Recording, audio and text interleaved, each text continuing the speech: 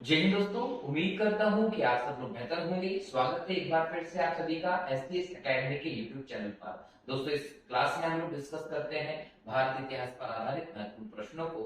और इस लेक्चर श्रृंखला का आज का हमारा ये 35वां लेक्चर है। इस लेक्चर में आज हम डिस्कस करने वाले हैं भारत के राष्ट्रीय आंदोलन के बारे में। खासकर हम लोग दोस्तों प्रारंभिक जो राष्ट्रवादी आंदोलन रहा उसके बारे में डिस्कस करेंगे।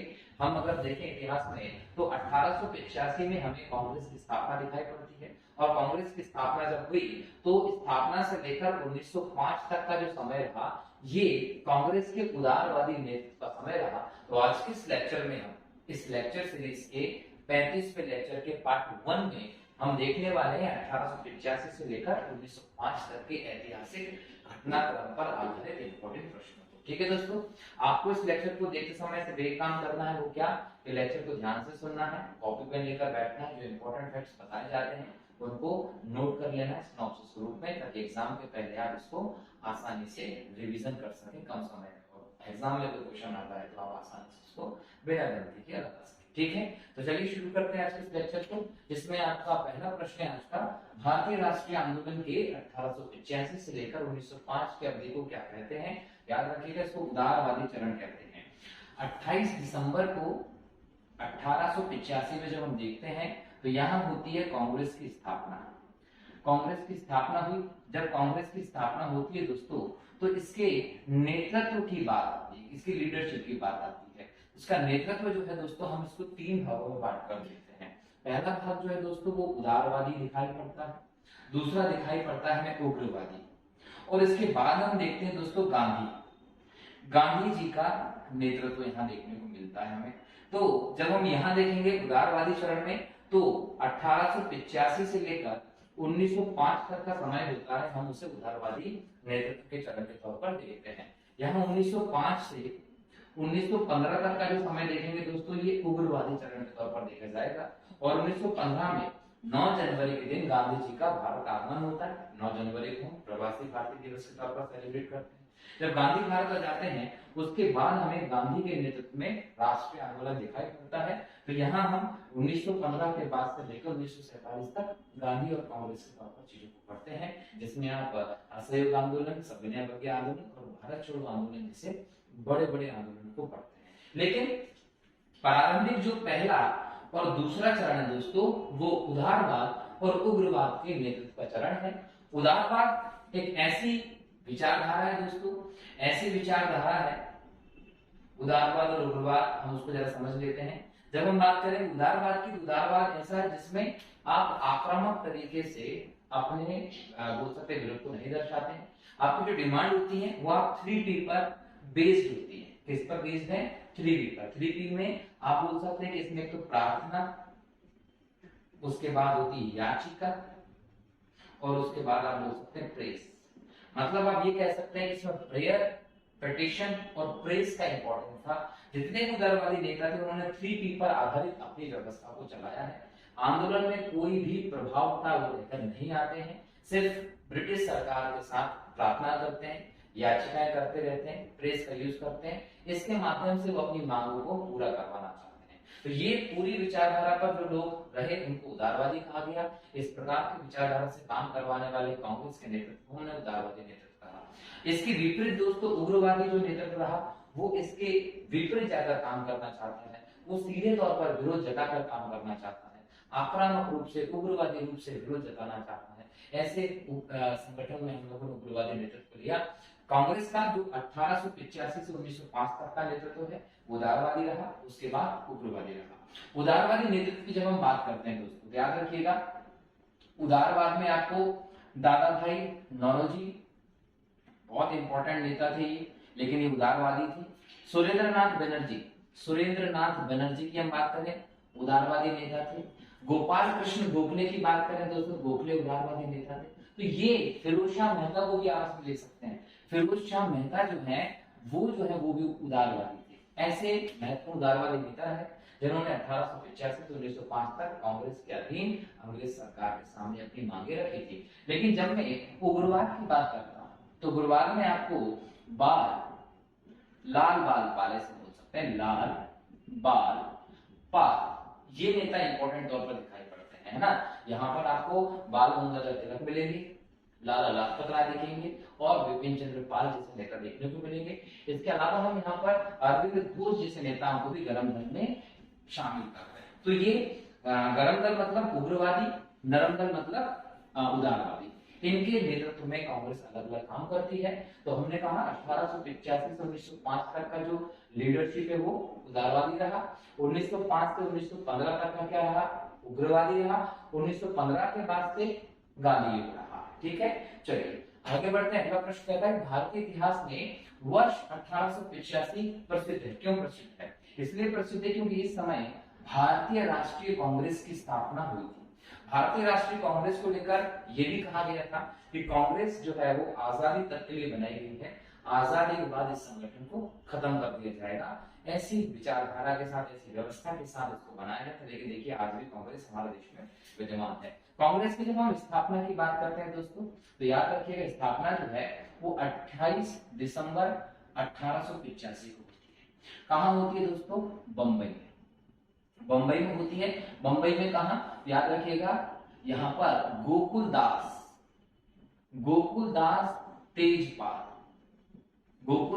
तेजपाल संस्कृत कॉलेज, यहाँ पर आपको इसकी पहली बैठक देखने को मिलती है। ठीक है, और ये भी याद रखिएगा कि जो पहली बैठक होती है बंबई में किसकी? कांग्रेस की, यहाँ पर 72 प्रतिनिधि जो थे वो शामिल थे। कितने प्रतिनिधि? 72 प्रतिनिधि शामिल थे। अगर हम स्थापना का श्रेय देखें दोस्तों तो ए.ओ. ह्यूम है ना, ए.ओ. ह्यूम जो थे उनको कांग्रेस का संस्थापक कहा जाता है। इसके जो पहले अध्यक्ष रहे उनका नाम भी याद रखिएगा। प्रथम अध्यक्ष जो बनाए गए थे दोस्तों वो थे व्योमचंद्र, W.C. बनर्जी को बनाया गया था। जिस समय कांग्रेस की स्थापना हुई थी दोस्तों उस समय डफरिन, लॉर्ड डफरिन जो था दोस्तों वायसराय था। इसलिए जब कांग्रेस का विरोध किया गया तो इसे डफरिन की दिमाग की उपज बताया गया था। लोगों ने ये कहा कि जो कांग्रेस है वो इसलिए बनाई गई थी क्योंकि ब्रिटिश सरकार को डर था कि 1857 की क्रांति जैसा कोई और क्रांति ना हो जाए। तो भारतीयों के लिए सोचने वाली सरकार, भारतीयों की हिमायती सरकार के रूप में कहीं ना कहीं एक अपनी व्यवस्था बताने के लिए ब्रिटिश सरकार ने कांग्रेस की स्थापना की तरफ कदम बढ़ाए थे। ये भी आप लोगों को ध्यान रखना है। इसके अलावा ये भी कहा जा रहा था कि अगर कांग्रेस जैसा कोई प्लेटफॉर्म बनता है तो अगर भारतीय अंग्रेजों के खिलाफ कोई भी कार्यक्रम तैयार करते हैं तो कांग्रेस के माध्यम से वो एक मंच से निकलेगा जिसकी सूचना ब्रिटिश सरकार को पहले लग जाएगी और ब्रिटिश सरकार उसके लिए तैयार हो जाएगी। तो ऐसे कहीं ना कहीं अंग्रेजों का मानना था। लोगों ने इस प्रकार से इसकी आलोचना की है कि अंग्रेजों ने इस सब सोच के चलते कांग्रेस को बनाया था। किसने? संस्थापक कौन थे? ए.ओ. ह्यूम थे। ए.ओ. ह्यूम जो थे दोस्तों ये भारत में कहीं ना कहीं बोल सकते हैं मद्रास का जो इलाका है यहाँ पर पहले से लगभग 1853 के आसपास हम देखें तो ये एक अधिकारी के तौर पर काम कर चुके थे। भारतीयों के साथ रहने का इनका तजुर्बा था, भारतीयों को लेकर इनकी सोच जो थी, इनके लिए भारतीय की सोच बेहतर थी। तो कहीं ना कहीं ए.ओ. ह्यूम को सिलेक्ट किया गया कांग्रेस बनाने के लिए। और याद रखिएगा कि इतनी पुरानी संस्था जो है वो आज भी हमारे देश में आपको दिखाई पड़ती है। इसका पहला अधिवेशन जो है वो मुंबई के गोकुलदास तेजपाल संस्कृत कॉलेज में होता है। इसका नाम प्रारंभ में दोस्तों भारतीय राष्ट्रीय संघ रखा गया था। भारतीय राष्ट्रीय संघ इसका नाम था और बाद में दादाभाई नौरोजी ने कहा उसके बाद इसका नाम भारतीय राष्ट्रीय कांग्रेस कर दिया गया। कांग्रेस जो शब्द है दोस्तों ये अपने आप में एक ऐसा शब्द है जो एक समूह व्यवस्था को बताता है। तो लोगों के समूह को आप कांग्रेस कह सकते हैं। नाम बदलने का सुझाव जो है वो दादाभाई नौरोजी ने दिया था। कांग्रेस का मुख्यालय अगर पूछे दोस्तों तो अकबर रोड 24 अकबर रोड नई दिल्ली में है। इसके पहले अध्यक्ष व्योमचंद्र बनर्जी थे, W.C. बनर्जी थे। वर्तमान में देखें दोस्तों तो मल्लिकार्जुन खड़गे इसके अध्यक्ष के तौर पर मौजूद है। ठीक है, तो ये संस्था हमने कांग्रेस के बारे में बात की, ध्यान रखिएगा। अगला प्रश्न है निम्नलिखित कांग्रेस नेताओं में से किसको भारत का महान वृद्ध व्यक्ति कहा गया? Dadabhai Naoroji, the great old man of India, Dadabhai Naoroji को कहते हैं। दादाभाई नौरोजी जो है दोस्तों इनके बारे में याद रखिएगा कि ये नरमपंथी नेता थे। बोलने का मतलब ये उदारवादी नेता थे दोस्तों, याद रखेंगे। इनका जन्म होता है 1825 में। कहाँ होता है जन्म दोस्तों? मुंबई में होता है। मृत्यु होती है 1917 में। कहाँ होती है? मुंबई में ही मृत्यु हो जाती है। तो जन्म भी मुंबई में, मृत्यु भी मुंबई में। 1892 इंपॉर्टेंट है। क्यों? क्योंकि इस समय ब्रिटेन जो है दोस्तों, ब्रिटेन में आम चुनाव हुए थे। 1892 में ब्रिटेन में आम चुनाव हुए और इन आम चुनाव में ये जो लिबरल पार्टी से ये चुनाव भी लड़े थे और इसके बाद ये वहां पर जीते भी थे और भारतीय मूल के पहले व्यक्ति, याद रखिएगा, भारतीय मूल के प्रथम व्यक्ति बने थे, प्रथम व्यक्ति जो ब्रिटेन के सांसद बने थे। तो ब्रिटेन के सांसद बनने वाले भारतीय मूल के पहले व्यक्ति के तौर पर आप दादा भाई नौरोजी देखते हो, जिन्होंने 1892 में ब्रिटेन के आम चुनाव में लिबरल पार्टी, इसको आप लिबरल पार्टी के तौर पर जानते हैं, इससे चुनाव लड़ा था और जीते थे। ठीक है, अच्छा, इसके अलावा याद रखिए कि दादा भाई नौरोजी ने 1859 में कपास का व्यापार शुरू किया था, कपास का व्यापार शुरू किया था और नौरोजी एंड कंपनी जो है इस नाम से ये कपास का व्यापार शुरू किया था।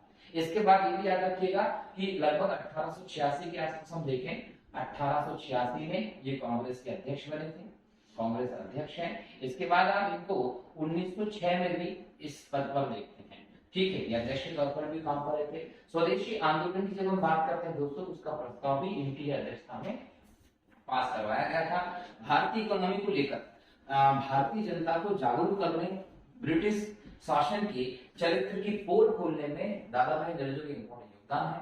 Poverty and un-British rule in India नामक पुस्तक के माध्यम से इन्होंने धन निष्कासन की व्यवस्था जो उसको बहुत बेहतर तरीके से बाहर सबको प्रस्तुत किया और कहीं ना कहीं लोगों को पता चलता है कि किस प्रकार से भारत के पैसे को अंग्रेज अलग अलग रूपों में लेकर जा रहे हैं और भारतीयों का किस प्रकार से शोषण कर रहे हैं। एक प्रकार से हम ये बोल सकते हैं कि भारतीयों के समक्ष अंग्रेजों के वास्तविक चरित्र को दर्शाने में, सामने लाने में दादा भाई नौरोजी की इंपॉर्टेंट भूमिका रही है, ये ध्यान रखिएगा। और poverty and un-British rule in India जिसकी किताब है उसे राष्ट्रीय आंदोलन की बाइबल भी कहा जाता है, ये भी आप लोगों को ध्यान रखना। ठीक, अगला प्रश्न है भारतीय विश्वविद्यालय अधिनियम 1904 किस वायसराय के काल में आया था दोस्तों? याद रखेंगे लॉर्ड कर्जन जो है दोस्तों 1899 से लेकर लगभग हम बात करें 1904 के आसपास तक वायसराय के पद पर रहता है लंबे समय तक। तो 1899 से 1904-5 तक अगर हम देखें तो 4-5 यहाँ पर आपको कौन देखिएगा? लॉर्ड कर्जन देखने को मिलेगा।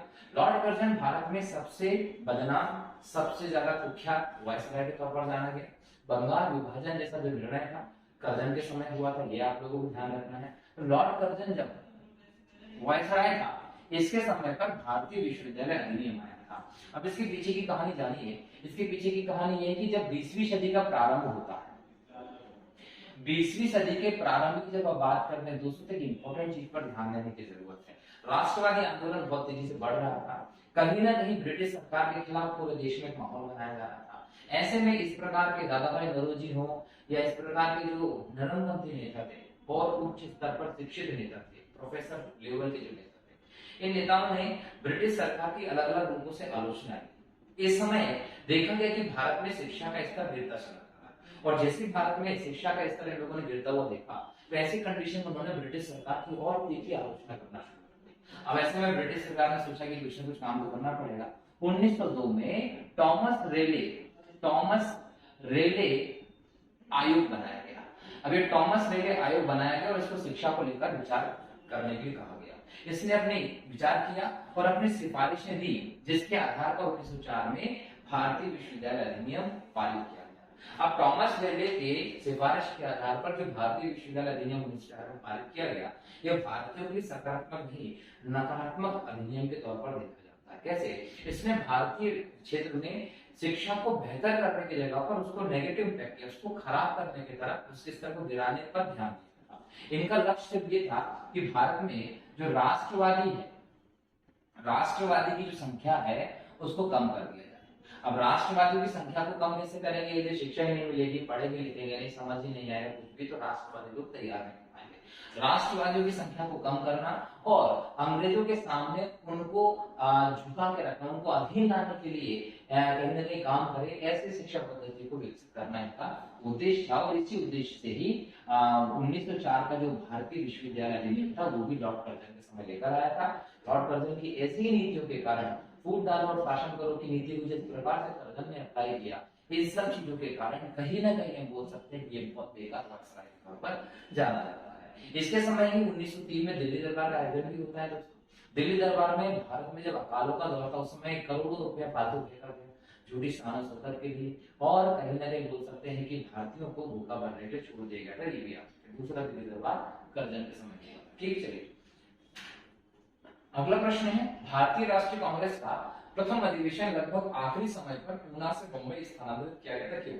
देखिए, भारतीय राष्ट्रीय कांग्रेस का जो पहला अधिवेशन था वो पूना में होना था, लेकिन यहाँ पर हैजा फैलने के कारण कहीं ना कहीं इसको पूना से बम्बई बदल दिया गया। ठीक है, अगला प्रश्न है, 19वीं सदी के अंतिम चतुर्थांश में कौन सा तत्व था जिसने भारत में एक समान राष्ट्रीय दृष्टिकोण को उत्थान में एक महत्वपूर्ण भूमिका निभाई थी? याद रखिएगा, देश का प्रशासनिक एवं आर्थिक एकीकरण हो चुका था इस समय तक। देश का प्रशासनिक एवं आर्थिक एकीकरण जैसे हुआ तो इससे बहुत बड़ा इम्पैक्ट हुआ था। पाश्चात्य विचार और शिक्षा का भारत में प्रचार प्रसार हो चुका था, जिसने भारतीयों को अंग्रेजों के वास्तविक चरित्र को जानने में सहायता की थी। एक जागरूकता आ गई थी, आप रूढ़ियों से आगे से। इसके बाद प्रेस एवं साहित्य की भूमिका, वो भी हमें यहाँ इंपॉर्टेंट दिखाई पड़ती है। प्रेस और साहित्य की भूमिका ने भारत में राष्ट्रवाद की जो भावना को बढ़ाने का काम किया। अलग अलग रूप से कविताओं की रचना की गई, लेख लिखे गए, जिससे पढ़ के जो लोग हैं वो जागरूकता की ओर बढ़ते हैं और उनका राष्ट्रवाद की भावना बढ़ती है। तो इन सभी चीजों ने कहीं ना कहीं भारत में राष्ट्रवादी दृष्टिकोण जो है उसको बदलने में इंपॉर्टेंट भूमिका निभाई थी। उपयुक्त सभी आपका उत्तर हो जाएगा। अगला प्रश्न है, किस ब्रिटिश वायसराय ने 1880 के दशक के प्रारंभ में विदेशी शासन के विरुद्ध भारतीय असंतोष को बढ़ाने में इंपॉर्टेंट भूमिका निभाई थी? इस वायसराय का नाम था दोस्तों लिटन।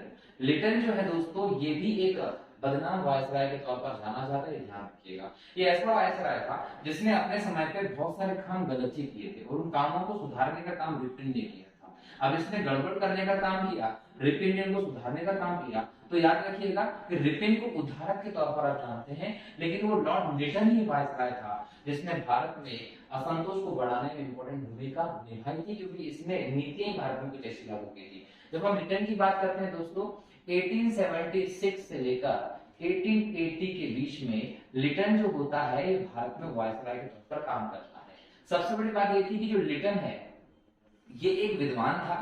लिटन विद्वान था, लिटन एक साहित्यकार था। अब लिटन एक साहित्यकार विद्वान है, तो लिटन ने कहीं ना कहीं बोल सकते हैं कई चीजों को लिखा भी था, लिखता विद्वान था। इसे कहीं ना कहीं ओवन मेरिडिथ, इसे ओवन मेरिडिथ कहा गया। तो एग्जाम में अगर क्वेश्चन आ जाए तो ओवन मेरिडिथ किस वायसराय को कहा गया था, तो लॉर्ड लिटन को कहा गया था। इसके समय पे दोस्तों अकाल बहुत पड़े थे। अगर हम बात करें तो बंगाल में, मद्रास में, बिहार में अकाल जो थे वो बहुत किसके समय पड़े थे, लिटन के समय पड़े थे। तो इसने क्या, इसके समय क्या किया था, स्ट्रेची आयोग, मैंने पहले पढ़ाया इसको, अगर आपने पहले देखा होगा तो स्ट्रेची आयोग बनाया था। ये स्ट्रेची आयोग जो बनाया था लॉर्ड लिटन के समय पे, इस आयोग को आप अकाल आयोग के तौर पर देखते हैं जो पहली बार स्थापित किया गया था और 1880 के आसपास। ये स्ट्रेची आयोग था दोस्तों, इसने अपनी अनुशंसाएं दी भारत में अकाल को लेकर, उस पर हम लोगों ने बात की है। इसके अलावा हम देखें दोस्तों तो जो अकाल पड़े थे लिटन के समय उसमें लगभग 50 लाख से ज्यादा लोग मारे गए थे। दुर्दशा जो हुई है उसका सबसे बड़ा कारण ये भी था कि प्रथम दिल्ली दरबार जो है उसका आयोजन किया गया।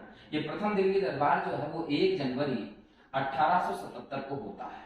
ठीक है, ये दिल्ली दरबार जो है दोस्तों भारतीय इतिहास में आपको 3 देखने को मिलते हैं, एक 1877 में, एक मिलता है 1903 में और एक मिलता है 1911 में। हम तीनों को डिस्कस करेंगे। ठीक है, ये 1 जनवरी 1877 को जो दिल्ली दरबार हुआ, इसमें महारानी जो विक्टोरिया है, महारानी विक्टोरिया जो है दोस्तों, इसको केसर-ए-हिंद की उपाधि दी, केसर-ए-हिंद की उपाधि दी गई विक्टोरिया को।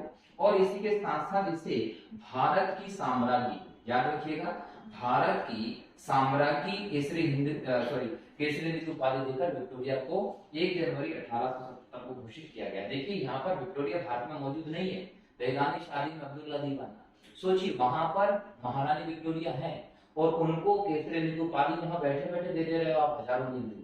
यहाँ पर बैठे बैठे आप उनको भारत की साम्राज्ञी घोषित कर दे रहे हो, और उसके लिए आप दिल्ली दरबार जैसे एक भव्य आयोजन करते हैं जिसमें लाखों करोड़ों रुपए व्यर्थ किया जाता है, खाना फेंका जाता है, और दूसरी तरफ हमारे यहाँ पर क्या हो रहा है, अकाल पड़ रहा है, 50 लाख से ज्यादा लोग भूख से मर जाते हैं। तो ये कहीं ना कहीं लिटन के समय की स्थिति थी। लिटन की इन करतूतों की वजह से भारतीयों में असंतोष और ज्यादा बढ़ गया था, ये ध्यान रखिएगा। इसके अलावा यहीं पर नहीं रुका लिटन ने 1878 में वर्नाकुलर प्रेस एक्ट लाया। अब वर्नाकुलर प्रेस एक्ट क्या था दोस्तों, इसके माध्यम से भारतीय भाषा के जो समाचार पत्र थे उन पर प्रतिबंध लगाने का काम किया गया। कोई भी व्यक्ति भारतीय भाषा में समाचार पत्र नहीं निकाल सकता। क्यों? क्योंकि ये वो दौर था जब भारत में राष्ट्रवाद की लहर बहुत तेजी से चल रही थी। राष्ट्रवाद की लहर बहुत तेजी से बढ़ रही थी, उसमें इंपॉर्टेंट भूमिका थी समाचार पत्रों को भी, मीडिया की। मीडिया में क्या होता था, अंग्रेजों के खिलाफ देशभक्ति वाले अलग अलग प्रकार से जागरूकता के लेख छपते थे, और उन लेखों को पढ़े लिखे लोग क्या करते थे, ग्रुप बनाकर 100-200 लोगों के ग्रुप में सार्वजनिक तौर पर पढ़ते थे, उसकी व्याख्या करते थे। तो इनके माध्यम से कहीं ना कहीं लोगों में राष्ट्रवाद की भावना का प्रसार हो रहा था, जो अंग्रेजों के विरुद्ध थी, अंग्रेजों के खिलाफ आंदोलन का स्वरूप दे सकती थी। तो इन सब चीजों पर रोक लगाने के लिए लॉर्ड रिपन ने 1878 में भारतीय भाषा में जितने भी समाचार पत्र छपते थे उन सब पर प्रतिबंध लगा दिया था। लेकिन याद रखिएगा, पायोनीर नाम का जो समाचार था दोस्तों, इसने इस वर्नाकुलर प्रेस एक्ट का समर्थन किया था। एग्जाम में पूछेगा तो पायोनीर आप लोगों को याद रखना है। इसके अलावा 1878 का वो समय था जब शस्त्र अधिनियम आता है। दोस्तों ये शस्त्र अधिनियम जो है ये भी लॉर्ड रिटन के समय है। ये शस्त्र अधिनियम क्या कहता है? शस्त्र अधिनियम ये कहता है कि बिना लाइसेंस के कोई भी भारतीय हथियार नहीं रख सकते, और ऐसी कंडीशन में जिसके पास भी रहेगा उसको गिरफ्तार कर लिया जाता था, उसको दंड दिया जाता था। तो भारतीयों के पास राष्ट्र भी ना है, भारतीयों के पास प्रेस भी ना है, तो पूरी तरीके से भारतीयों की व्यवस्था को खराब करने के लिए, राष्ट्रवादी व्यवस्था को दबाने के लिए लिटन ने अपनी नीतियों का यूज किया था। इतना ही नहीं, जो सिविल सेवा था दोस्तों, सिविल सेवा जो था इसमें जो आयु थी वो पहले 21 वर्ष थी। इस आयु को 21 वर्ष से घटाकर 19 वर्ष लिटन ने कर दिया। तो सिविल सेवा में जो प्रवेश की आयु है उसको भी 21 वर्ष से घटाकर 19 वर्ष किसी ने किया, वो लॉर्ड लिटन था। तो इतने सारे काम जो भारतीयों के विरुद्ध किए हैं वो लॉर्ड लिटन ने किए हैं, और इन सभी कामों की वजह से लॉर्ड लिटन जो है उसने भारतीयों में ब्रिटिश साम्राज्य का आक्रोश को, गुस्से को और ज्यादा बढ़ाया था। अगला प्रश्न है, इल्बर्ट बिल विवाद किस वायसराय के कार्यकाल में आया? दोस्तों याद रखिए, इल्बर्ट बिल विवाद आया था लॉर्ड रिपन के कार्यकाल में। लॉर्ड रिपन ने जो जो काम किए थे उन सब कामों को सही करने वाला था लॉर्ड रिपन। इसलिए फ्लोरेंस नाइटिंगेल ये जो थी, इन्होंने क्या किया दोस्तों, नाइटिंगेल जो थी इन्होंने क्या किया कि भारत का उद्धारक कहा था। याद रखिएगा कि भारत का उद्धारक किस वायसराय को कहा गया? फ्लोरेंस नाइटिंगेल के द्वारा लॉर्ड रिपन को कहा गया। इसने बहुत सारे अच्छे काम किए थे भारत के लिए। इसने पहला जो काम किया था दोस्तों वो प्रेस की आजादी, कहीं ना कहीं जो वर्नाकुलर प्रेस एक्ट था दोस्तों उसको खत्म किया, तो उन प्रतिबंधों को समाप्त करने का काम लिटन ने किया। नंबर 2 हम बोल सकते हैं कि भारत में स्थानीय स्वशासन का जो काम चालू हुआ था वो भी लॉर्ड लिटन के समय से हुआ था, इसलिए इसको भारत में स्थानीय स्वशासन का जनक भी कहा जाता है। इसके अलावा हम ये कह सकते हैं कि लॉर्ड लिटन जो है इसके समय पे 1881 से नियमित, याद रखिएगा 1881 से नियमित जनगणना का जो काम है वो भी लॉर्ड रिपन के समय से हुआ। हालांकि जिसका प्रारंभ आपको पहली बार 1872 से लॉर्ड मेयो के समय से देखने को मिलता है, लेकिन लॉर्ड मेयो ने इसको कहीं ना कहीं प्रायोगिक आधार पर किया था। नियमित तौर पर 10 वर्ष में जो जनगणना का काम है वो लॉर्ड रिपन के समय से 1881 से शुरू हुआ था। इसके अलावा ये भी याद रखिएगा, चौथा काम इसका देखें, सिविल सेवा की आयु।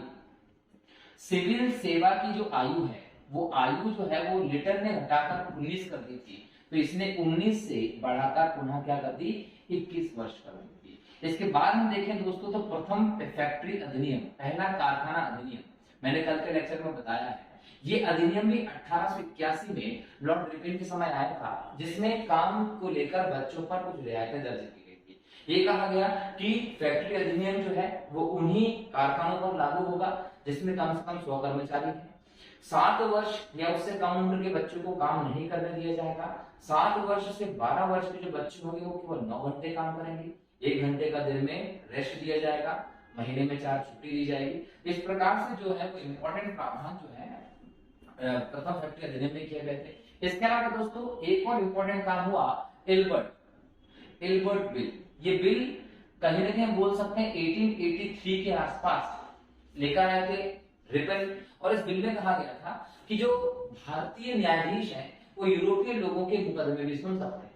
अब यूरोपीय मतलब गोरे, भारतीय लोग गोरों के मुकदमे भी सुनेंगे, तो इस बात से गोरे लोगों को दिक्कत हुई। तो एल्बर्ट बिल जो है वो एल्बर्ट के द्वारा तैयार किया गया था, जिसमें 1883 में प्रावधान था कि भारतीय न्यायाधीश यूरोपीय लोगों के मुकदमे सुन सकेंगे, निर्णय कर सकेंगे। यूरोपीय अधिकारियों को इससे प्रॉब्लम हुई और इसको लेकर उन्होंने विद्रोह कर दिया, जिसे हम श्वेत विद्रोह के नाम से जानते हैं, क्योंकि वो विद्रोह गोरे लोगों ने किया था, अंग्रेजों ने किया था। तो श्वेत विद्रोह भी किसके समय होता है? लॉर्ड रिपन के समय होता है, ध्यान रखेंगे। तो इस प्रकार से लॉर्ड रिपन ने उस अधिनियम में कहीं ना कहीं बोल सकते हैं बदलाव करके 1884 में एल्बर्ट बिल को पास किया, जिसमें कहा गया कि जूरी होगी, जूरी में 50% यूरोपीय सदस्यों की सहमति से कोई भी भारतीय न्यायाधीश यूरोपीय लोगों के मुकदमे सुन पाएगा। तो ये सारे के सारे इंपॉर्टेंट काम रिपन के समय हुए थे, ध्यान रखेंगे, ठीक है। अगला प्रश्न है दोस्तों, निम्न में से कौन नरम पंथियों में नहीं थे? याद रखिएगा, नरम पंथियों की जब हम बात करते हैं, गोखले, आरसी दत्त, डब्ल्यूसी बनर्जी सब नरम पंथी थे। बाल गंगाधर तिलक जो है दोस्तों ये गरम पंथी नेता थे, ध्यान रखेंगे। अगला प्रश्न, 1905 में बंगाल विभाजन किस वायसराय ने किया था? दोस्तों याद रखिए लॉर्ड कर्जन। लॉर्ड कर्जन का निर्णय था। एक्चुअल में आप कहानी को समझिए, बंगाल जो है वो 11 प्रांतों वाला एक बड़ा प्रांत था, जिसमें आज के 11 प्रांत समझ आएंगे, बहुत बड़ा प्रांत हुआ करता था। आज का बांग्लादेश पूरा बंगाल में हुआ करता, आज का पश्चिम बंगाल पूरा बंगाल में हुआ करता, असम के क्षेत्र में बहुत बड़ा क्षेत्र जो है वो बंगाल में था। तो यहाँ पर कहीं ना कहीं देखें, कलकत्ता जो है, कलकत्ता जो है वो आपको राजधानी के तौर पर भी दिखाई पड़ती है। कब तक? 1911 तक। 1912 से कौन राजधानी हो गई थी भारत की? दिल्ली राजधानी हो गई थी। तो इंपॉर्टेंट क्षेत्र था यहाँ पर, सारे के सारे राजकोट सेंटर सब कुछ यहीं पर। अब देखिए कि कलकत्ता इंपॉर्टेंट था, इसके अलावा जो भी भारत का राष्ट्रवादी आंदोलन बनता था, आंदोलन का केंद्र भी अगर कोई था ना दोस्तों, तो बंगाल में ही था। तो यहाँ पर दो चीजें हम लोगों को देखने को मिलती है। लॉर्ड कर्जन के समय पर बंगाल विभाजन हुआ। लॉर्ड कर्जन ने वजह क्या बताई, पहले उसको समझिए। लॉर्ड कर्जन ने वजह ये बताई कि बंगाल बड़ा प्रांत है, यहाँ पर हमें प्रशासन के काम में दिक्कत आती है, प्रशासन को बेहतर करने के लिए हम बंगाल को 2 भागों में बांट रहे थे। इसलिए प्रशासन के लिए बंगाल को कितने भागों में बांटेंगे? 2 भाग में बंगाल को बांटेंगे। एक भाग होगा पूर्वी बंगाल का, एक भाग होगा पश्चिम बंगाल, ठीक है। ये पूर्वी बंगाल और बांग्लादेश के तौर पर है। अब जनरली यहाँ पर विभाजित करके बेहतर प्रशासन हो जाएगा, ऐसा इन्होंने बहाना बनाया। वैश्विक इतिहास में, भारत के इतिहास में अपनी अच्छी व्यवस्था को बताने के लिए प्रशासन के आधार पर बांट रहे हैं। लेकिन चीजों को समझिए कि पूर्वी बंगाल जो है ये मुस्लिम बहुल इलाका था और पश्चिम बंगाल जो है वो हिंदू बहुल इलाका था। ऐसे में ये चाहते थे कि हिंदू और मुसलमानों की जो एकता है, एकता को क्या कर देंगे, ये समाप्त कर देंगे। तो इन्होंने कहा कि हम धर्म के आधार पर हिंदू और मुसलमानों के क्षेत्र को अलग कर रहे हैं, पूर्वी बंगाल और पश्चिम बंगाल के तौर पर। इससे क्या होगा, जो आंदोलन का केंद्र है वो केंद्र टूट जाएगा, और आंदोलन का केंद्र जब टूट जाएगा तो आंदोलन क्या हो जाएगा, कमजोर हो जाएगा, जिसको दबाने में ब्रिटिश सरकार को दिक्कतें नहीं आएंगी, ऐसा मानना था लॉर्ड कर्जन का। और इसीलिए उस आंदोलन के केंद्र को खत्म करने के लिए इन्होंने लगभग 20 जुलाई 1905 को बंगाल विभाजन की घोषणा की। बंगाल विभाजन की घोषणा कब की थी? 20 जुलाई 1905 को। और ये याद रखिएगा कि 16 अक्टूबर 1905 को ये लागू कर दिया गया। जब लागू किया गया तो 16 अक्टूबर को भारतीयों ने मनाया शोक दिवस के तौर पर, ये ध्यान रखिएगा। और जैसे ही बंगाल विभाजन की घोषणा की गई तो हिंदू और मुसलमानों ने अपनी एकता को दर्शाने के लिए रक्षाबंधन जैसे त्योहार मनाए। इन्होंने एक दूसरे को राखी बांधना शुरू किया और कहीं ना कहीं हिंदू मुस्लिम एकता को दर्शाया। लेकिन जब घोषणा हुई उसके बाद लगभग 7 अगस्त को हम देखें, 7 अगस्त 1905 से कलकत्ता से, कहां से? कलकत्ता में कहां से? कलकत्ता के टाउन हॉल से क्या शुरू हो जाता है? स्वदेशी आंदोलन शुरू कर देते हैं। ये स्वदेशी आंदोलन शुरू करते हैं और 16 अक्टूबर को शोक दिवस मनाते हैं। स्वदेशी आंदोलन के तहत समस्त विदेशी चीजों का बहिष्कार किया गया और पूरे बंगाल में इस प्रकार की व्यवस्था दिखाई दी। अंततः हम देखें 1911 में ब्रिटिश सरकार ने बंगाल विभाजन के निर्णय को रद्द कर दिया, जब भारत में तीसरे दिल्ली दरबार का आयोजन हो रहा था। तो इस प्रकार से हम बोल सकते हैं कि बंगाल विभाजन की जो घोषणा है वो किसने की थी? कर्जन ने की थी। भारत में फूटदारों और शासकों की नीति को लागू करने के लिए, हिंदू और मुसलमानों की एकता को खत्म करने के लिए, बंगाल को एक आंदोलन के केंद्र से खत्म तोड़ने के लिए ये व्यवस्था कर्जन ने सोची थी और वो व्यवस्था 1911 में रद्द कर दी गई। अगला प्रश्न है, निम्नलिखित को उनके संगठन के आधार पर क्रमवार समझाइए। उत्तर बताना है आपको। याद रखिए, बॉम्बे एसोसिएशन, मद्रास महाजन सभा, इंडियन एसोसिएशन और इंडियन लीग। यहाँ पर हम सबसे पहले बात कर लेते हैं बॉम्बे एसोसिएशन की। ये बनता है 1852। कब बनता है? 1852। इसके बाद हम आ जाते हैं कहां पर? मद्रास पे। ये बनता है 1884 पे। ठीक है। इसके बाद आ जाते हैं हम लोग इंडियन पे, ये बनती 1876 में। इसके बाद आ जाते हैं इंडियन लीग पे, ये बनती 1875 में। अब देखिए 1875, 76, 52, तो नंबर 1 पे क्या आ गया? पहला। अब यहाँ पर आ जाइए, ये वाला तो खत्म, क्योंकि पहला पहला पहला ये सही है। नंबर 2 पे कौन सा है? 75 बना, तो चौथे नंबर का दूसरा होना चाहिए। तो देखिए पहले के बाद चौथा आना चाहिए, पहले के बाद चौथा आएगा। तीसरे नंबर पर ये है, तो चौथे के बाद तीसरा, फिर आएगा दूसरा। इसका मतलब ये वाला जो आपका सही उत्तर हो जाएगा। ठीक है। यहाँ पर बॉम्बे एसोसिएशन 1852, मद्रास महाजन सभा 1884, इंडियन एसोसिएशन 1876 और इंडियन लीग 1875 में बनती है। ये ध्यान रखें। ठीक है दोस्तों, चलिए आगे बढ़े। अगला प्रश्न है आपका, भारतीय राष्ट्रीय कांग्रेस का प्रथम मुस्लिम प्रेसिडेंट कौन था? दोस्तों याद रखना है, भारतीय राष्ट्रीय कांग्रेस का प्रथम मुस्लिम प्रेसिडेंट थे बदरुद्दीन तैयब जी। बदरुद्दीन तैयब जी जब कांग्रेस के प्रेसिडेंट बनते हैं, अध्यक्ष बनते हैं, तो जो अबुल बोल सकते हैं कि सर सैयद अहमद खान जो थे, उन्होंने इसका विरोध किया था, क्योंकि उनके अहमदी आंदोलन के अंतर्गत वो कांग्रेस का विरोध कर रहे थे। लेकिन समझिए 1888 का वो समय था, और इलाहाबाद, याद रखिएगा ये तो बन चुके थे। उसके बाद हम आते हैं इनके अलावा कौन है ना, मुस्लिम अध्यक्ष बन चुके थे। 1888 की मैं बात करूं दोस्तों, तो यहाँ पर इलाहाबाद में अधिवेशन होता है, अध्यक्ष होते हैं जॉर्ज यूल। ये जॉर्ज यूल जो थे ना दोस्तों, ये पहले अंग्रेज थे। तो अगर पूछा जाए कि प्रथम अंग्रेज कौन था दोस्तों, तो प्रथम अंग्रेज अध्यक्ष थे जॉर्ज यूल। कब थे? 1888 के इलाहाबाद अधिवेशन में। दूसरे नंबर पर मैं जाता हूं दोस्तों, तो 1896 का अधिवेशन आप याद रखेंगे। ये कहाँ हुआ था? कलकत्ता में हुआ था। इस अधिवेशन में रहीमतुल्लाह जो थे, इनका पूरा नाम है सयानी, ये थे अध्यक्ष। और यहाँ पर वंदे मातरम जो है वो गाया गया था। रविन्द्रनाथ टैगोर जी ने वंदे मातरम जो है वो गाया था यहाँ पर पहली बार कांग्रेस के अधिवेशन में। इसके बाद हम देखें दोस्तों, अगला जाता है 1911। 1911 का अधिवेशन भी कलकत्ता का अधिवेशन था दोस्तों, और यहाँ पर अध्यक्ष जो है वो आपको धर साहब मिलते हैं, बी अंदर अध्यक्ष थे। और यहाँ पर पहली बार जन गण मन गाया गया था। भारत का जो राष्ट्रीय गान है वो पहली बार गाया जाता है कलकत्ता अधिवेशन में। इसके बाद याद रखिएगा, अगले पे हम आए 1917 का जो अधिवेशन है। 1917 का जो अधिवेशन है दोस्तों, ये भी कलकत्ता में होता है। और इस अधिवेशन में एनी बेसेंट जो होती है, ये प्रथम महिला अध्यक्ष, याद रखिएगा, एनी बेसेंट प्रथम महिला अध्यक्ष के तौर पर दिखाई पड़ती है आप लोगों को। इसके बाद आता है 1924 का अधिवेशन। ये होता है दोस्तों बेलगांव अधिवेशन। बेलगांव अधिवेशन जो है ये गांधी जी कांग्रेस के एकमात्र सेशन के अध्यक्ष बने थे, वो था बेलगांव अधिवेशन 1924। इसके बाद 1925 का अधिवेशन है, ये कानपुर में होता है। इस अधिवेशन में सरोजनी नायडू जो होती है, ये कांग्रेस के अध्यक्ष बनती है, पहली भारतीय महिला कांग्रेस के अध्यक्ष बनती है, ये याद रखिए। इसके बाद दोस्तों ये भी याद रखिएगा 1937 का ये होता है फैजपुर अधिवेशन। इसके अध्यक्ष कौन थे? जवाहरलाल नेहरू थे। और ये पहला अधिवेशन जो गांव में हुआ था, तो फैजपुर अधिवेशन पहला अधिवेशन था जो गांव में हुआ था। इसके बाद एक और चीज याद रखिएगा, 1929 का अधिवेशन हमने छोड़ दिया, ये लाहौर का था। इसमें भी अध्यक्ष आपको नेहरू मिलते हैं। और यहाँ पर आपने पूर्ण स्वराज की डिमांड रखी थी, रावी नदी के तट पर रात को 12 बजे तिरंगा झंडा फहराया था। इसके बाद हम आते हैं 1946 में, ये अधिवेशन था मेरठ का, और जेबी कृपलानी जो है वो अध्यक्ष थे। ये आजादी के पहले का अधिवेशन था। इसका मतलब आजादी के समय भारत में कांग्रेस के अध्यक्ष कौन थे?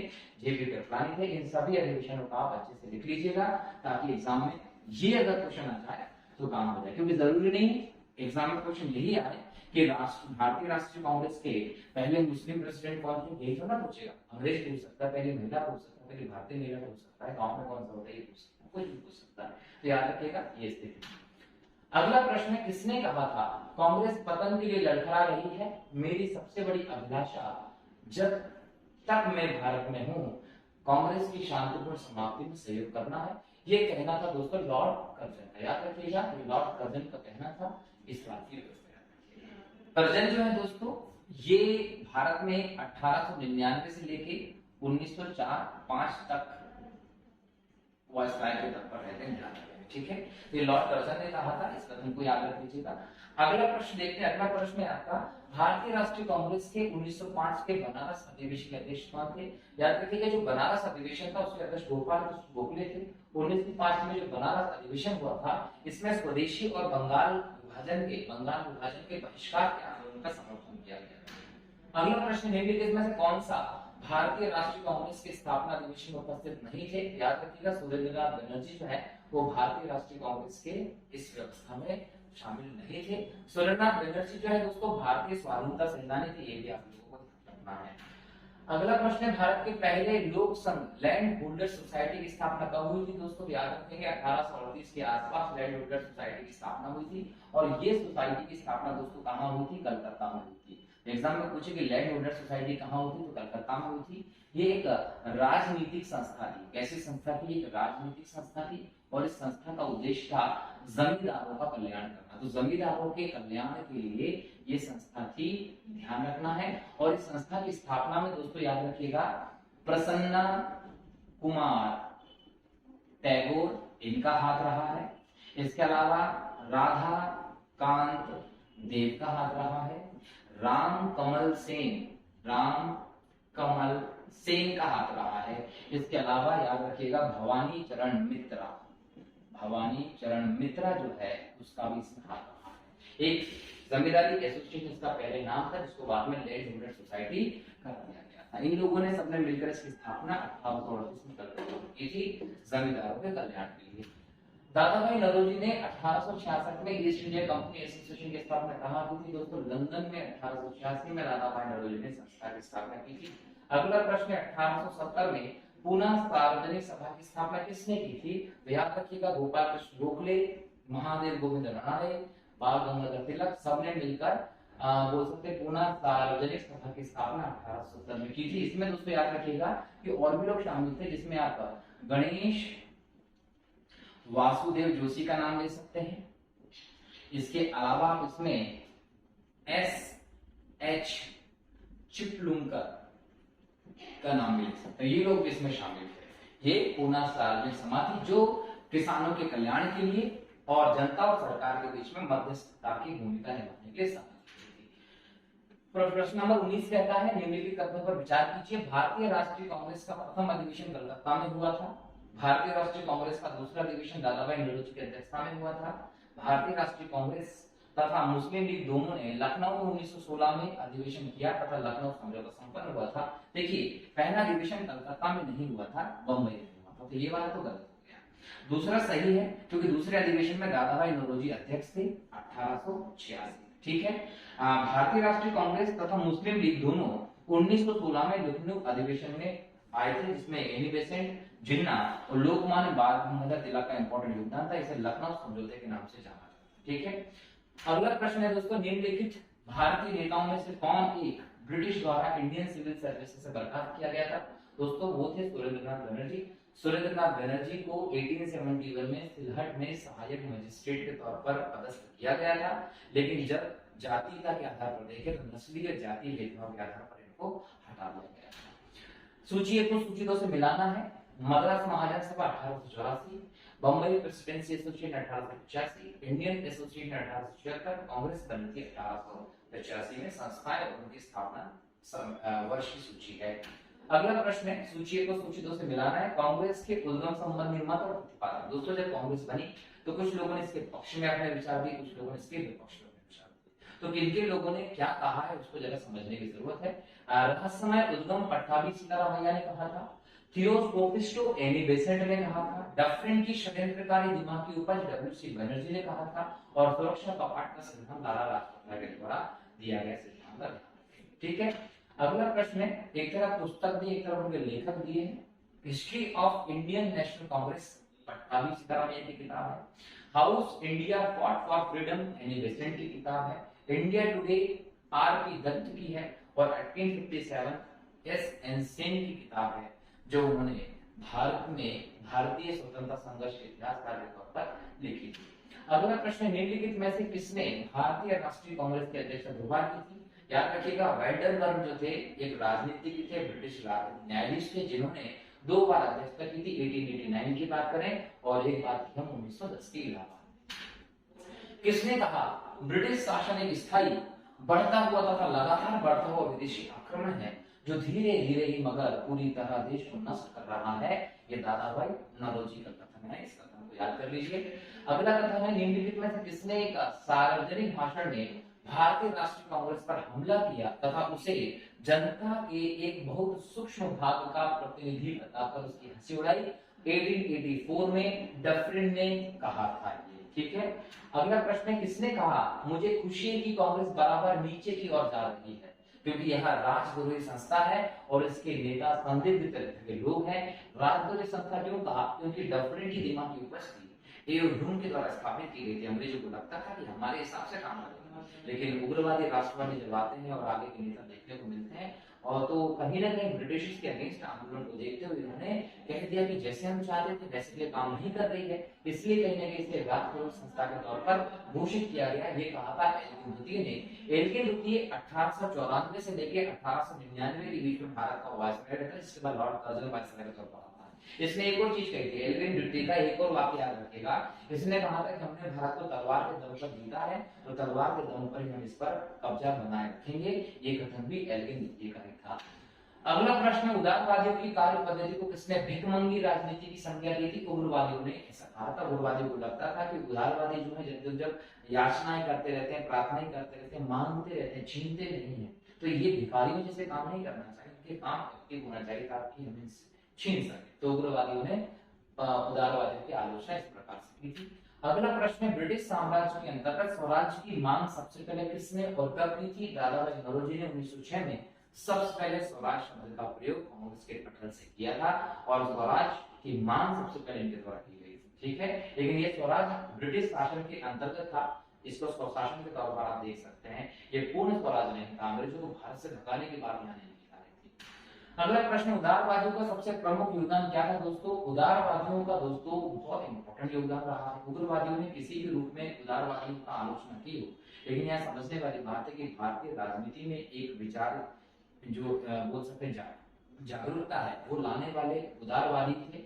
इन्होंने प्रारंभ में बड़ी चतुरता के साथ अपने प्लान तैयार किए। क्यों? क्योंकि कांग्रेस उस समय नई नई बनी संस्था थी, शेषव अवस्था में थी। अगर ये अपनी मांगे उग्र रखते, विरोध का तरीका बहुत आक्रामक रखते, तो हो सकता था अंग्रेज इसको उस समय खत्म कर देते। तो बड़ी चतुरता के साथ सोच समझकर नीतियां बनाकर उदारवादियों ने अपनी मांगे रखी और जनमत को ब्रिटिश शोषण की नीति की ओर ध्यान खींचना शुरू किया, जागरूक करना शुरू किया।